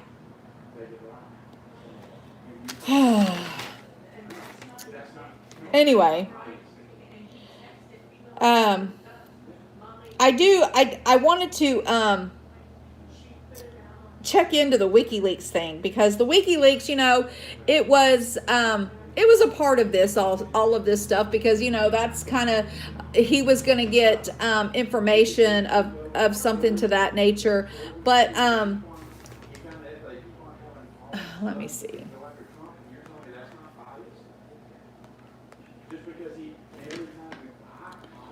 Okay, so, and to my knowledge, even if you wanted to say Julia Assange was, you know, the one that was meddling into the election, we can, you know, we'll throw Assange into the mix here because of the WikiLeaks situation, okay, and whatnot. But he's not a Russian; he's an Australian. Am I right or wrong? I don't know. I have issues with this, guys. I have major issues with this, and I tell people they need to wake up. Need to wake up. If our president does not have constitutional rights, and you see them up there doing all of this stuff and getting away with it, what does that tell us, guys? And there's nothing forthcoming. Oh yeah, we might get some attorney that no one knows anything about. Oh, because he altered information, you know. But nothing has happened to him yet either, you know. But I'm sure that's coming. You're gonna get it. Maybe, you know, everyone is thinking that this is that you know, Barr and Durham is gonna pull out some big indictments, and this is all gonna be taken care of. Well, I'm gonna tell you. I'm gonna give you a little foresight of my prediction. I'm going to tell you, you're going to get a bunch of peons, a bunch of nobodies that you ever heard about. They're not going to arrest anyone of, you know, they might give you a low-level person, you know, just to appease people. But, Lisa, I have been hearing of the hundreds of thousand indictments. When are they going to start serving them? It's done past. It's overdue, hon. I just don't, I mean, I hate to say that I don't believe it. I want to believe that there's that many indictments. but I just don't believe it. I just can't wrap my head around it, because nothing has happened. Action means more to me than anything you can say in the long run. Action means everything, in my opinion. And we have inaction. There's nothing happening. Nothing. Oh, what happened last night, Lisa? I do know that somebody did get indicted, but we're still talking low-level people. Nobody, you forget. It's still a low-level person, Lisa. It's not anyone of any significance. It's not Comey. It's not Brennan. It's not Clapper. It's not any of these people. McCabe. It's not any of the people that or HRC that actually was paying for all of this stuff. It's not any of the people that firsthand did all of this stuff. They're starting at the bottom. Why would you start at the bottom, though? It makes no sense. And again, like I said, they're giving you low-level names, people that you know nothing about. I mean, and that's it. I don't believe that we're going to see any big-name people arrested. I wish that there would be, but I just don't think so. Yeah, the guy from InfoWars was arrested. Yeah, sure he was, because he stood up in there and said what most Americans believe, and that this is all, horse and pony crap. That we, the American people, are tired of this sham. Yeah, exactly. And this is. And I agree with you, Gloria. What are they trying to distract us from? If they arrest the Clinton, the rest will leave the country. Well, yeah, they need to arrest. No, I don't think so. I don't think so. I think that they need to make some serious arrest. I would never be a good investigator. Yeah. No, I'm sorry, but if you have indictments, you arrest them all. You go in and you make one big arrest all at one time. You don't. You couldn't be one because you would be biased. Because I would be biased. Yeah. Well, I might be biased. Now, me, I can be both. I can be neutral. Yeah, I am tired of it, Scan, and I know the rest of the American people are tired of it as well. But I mean, you should be the things that people should be really paying attention to is the mere fact that they demonstrated to the world that we have no constitution. If the President of the United States has no constitutional rights, you have no constitutional rights. I have no constitutional rights. Period. And that was most definitely displayed by their this kangaroo court that they held in the basement, leading witnesses, not allowing. They were tired of it 10 years ago. Yeah, exactly. And that's what I'm saying. If the President of the United States has no constitutional rights, what do you think you have?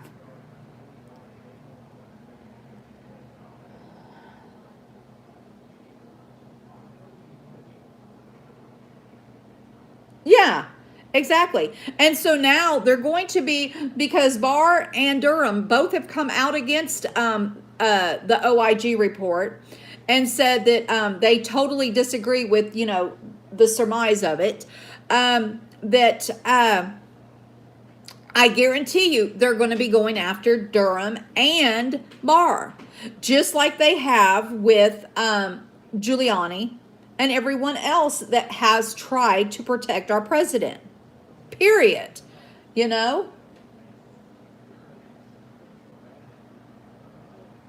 Snitches get stitches. I haven't heard that one in a while, Brandy. You made me laugh, girlfriend.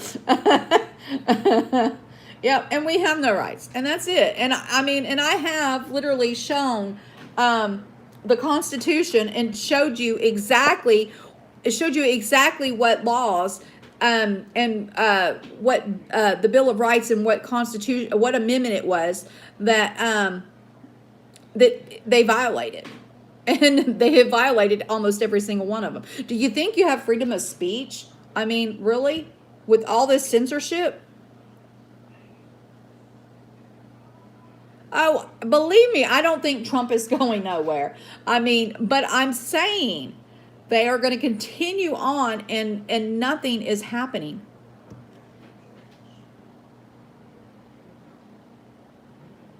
Yes, it can make you want to cuss. Did I cuss, Gloria? I hope I didn't cuss. I don't usually cuss. That's not in my vocabulary. But our military is the reason Trump is president. I'm telling you, God is the reason why Trump is president. Is what I would say. It's all a distraction. It is, Tammy, but what are they distracting us from? What's coming down the pipeline? What's fixing to happen? You know?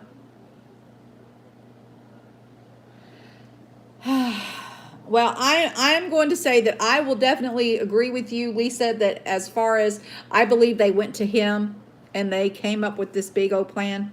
The walls have ears, Renee. I hear you. I hear you, Gloria. I hear you, sweetheart. I do. But anyway. Yes, truth yo. This is our truth yo. That's it. Mercy. Anyway, guys. That's my rant. I mean, I could probably go on for hours about the debacle that happened today. And that's exactly where they want to take us, to the New World Order. But it is almost 7 o'clock. And I really want to calm down before Bible study. They're distracting everyone from the real things that are going on around the world. Well, that's true too. Trying to keep everybody eye off of all the things that are transpiring.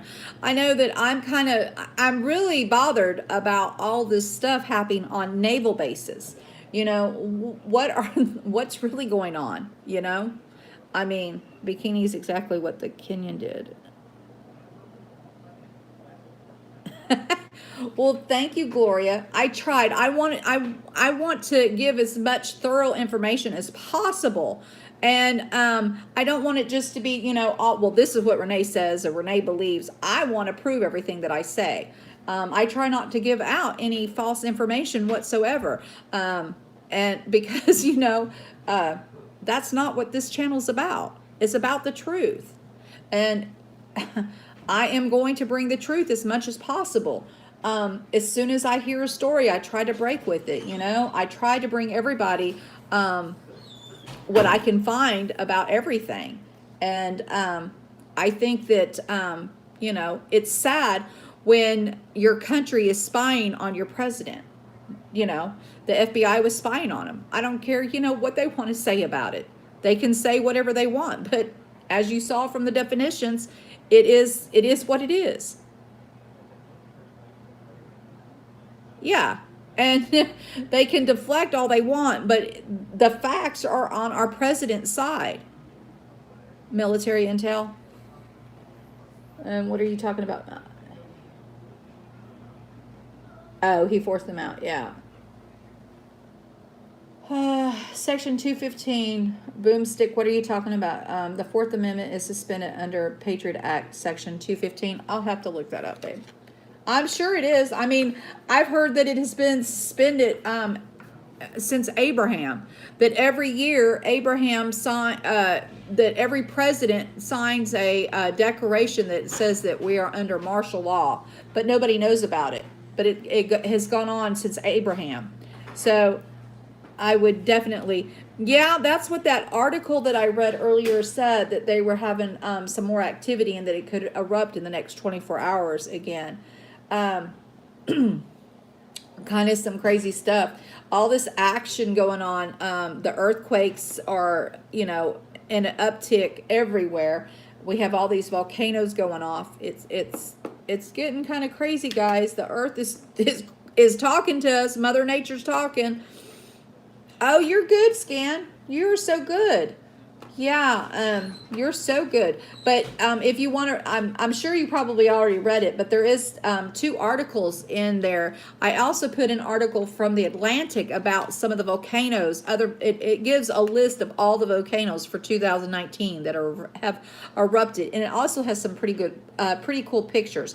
I didn't read all the article because it was rather long, but I read quite a bit of it, and it's some pretty interesting stuff if anyone gets a chance to check all that out, I think. And given the fact that Gloria sent me article from Mick newspaper about the Aussie issue over there with their water. They're having a water crisis. And I don't know if everybody has ever watched MRB or there was another one, and I can't think of his name, but the MRB 3333 or whatever his name is. He has actually done some videos on the water issue here in the United States. And I did link a couple of those videos that I found about the water in the section where it talks about for this morning. It was oh, good. It's a special section, but it was for the stuff that I did this morning. What's going on? Ongoing continual. Yeah. And is that what you know too, truth be told, about the martial law declaration that is signed by every single president, that they continue to sign it at every inauguration every so few years or whatever? 80s of this country, water is toxic. Oh yeah, most definitely. Yeah, that's him. Yep. And I do have a link in the Wixit to some of his videos, if anyone, to a water video that I have actually watched. There's a couple other pull up earthquakes. Okay. There's a couple other oh, goodness sakes. Lost train of thought there, guys. There's a couple other things on there from other YouTubers that I haven't actually watched. One of them I think I've watched, but the other ones I haven't watched. But I put them on there. I think there's like 3 videos. Let's see. There we go. Okay, so what am I looking at or looking for? Oh, the United States is all in yellow. Wow. Okay, I'm going to show you guys this real quick. We've talked about the HIS Z RSOE report, right? As you guys can see, this is the United States. And there's lots of yellow going on. Long-term events and look under epidemics. Okay. Oops.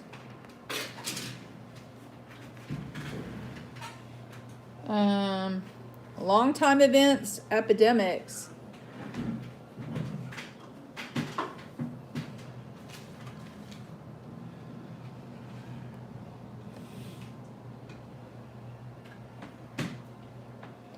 $83 days ago from the Democratic Republic. Is that what you want me to read, Scan? Where are you, girl?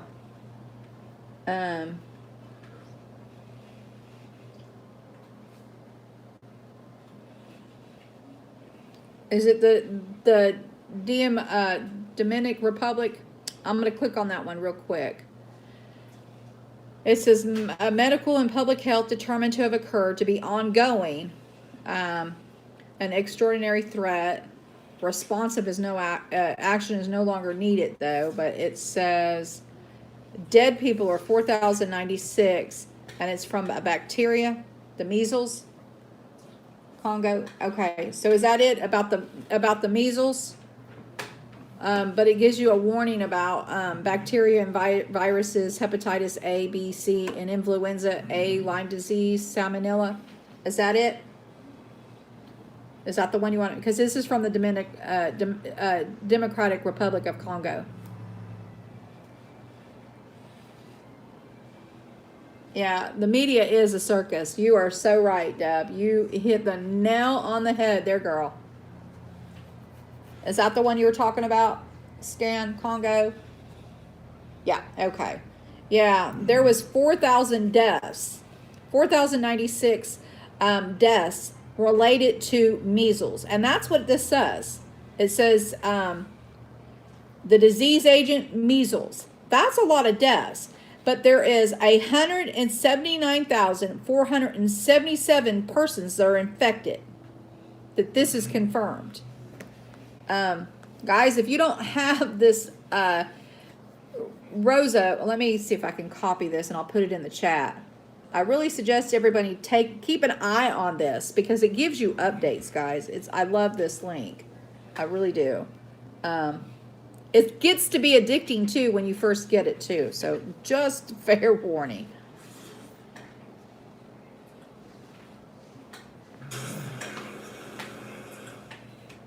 Okay.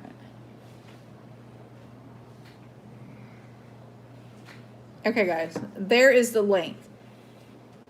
Yeah, I did.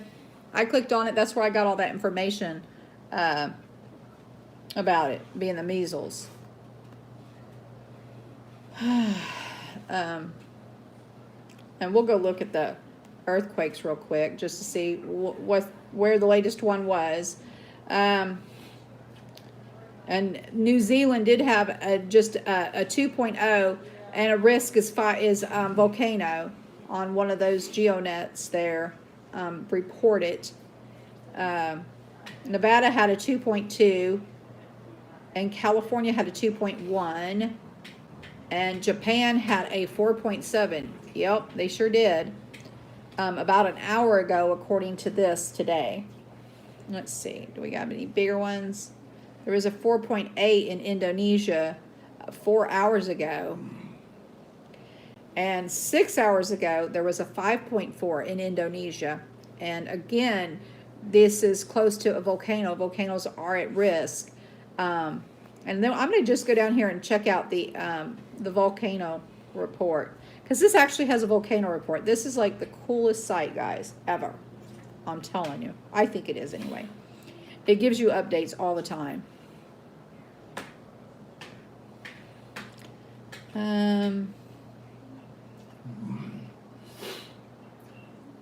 Now, over on the volcano side of things, the last, I guess, activity recorded so far has been on December 9th. I don't see anything for anything after December 9th. So they haven't updated that. I don't know if it's intentional or what, but they haven't updated it. But anyway, guys, I am gonna call it a afternoon, a day, whatever you want to call it. I'm gonna try and calm down some before we have Bible study. And I do hope to see everybody at 8 o'clock for Bible study. If not, I hope to see everybody in Marf. He didn't do a stream. I haven't seen Scan. Is Marf going live tonight, or have you heard? I know last night after I said he wasn't, he was going live, then he put out that video, and I didn't know it. He might have put out the video before I made the comment, but I did not see it.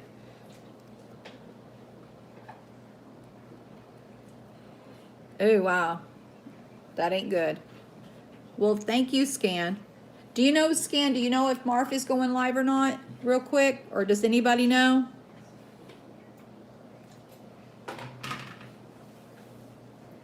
You haven't heard. Okay. Well, I hope to see everyone in Marf if I don't see you in Bible study. But if not, I will definitely, I hope to see you, the good Lord willing, the creek don't rise. I see you tomorrow at 5 o'clock for headlines, guys. We do this every day. I thank each and every one of you for coming. I do hope to see everyone in Marf, though, later. God bless each and every one of you, and I love you all, and thank you again. Please don't forget to hit those thumbs up. Thank you, guys. Bye. Thank you, Brandy. Have a safe trip wherever you're going. Stop texting and driving, girlfriend. It has been it's been a crazy last 2 weeks, Scan. It truly has.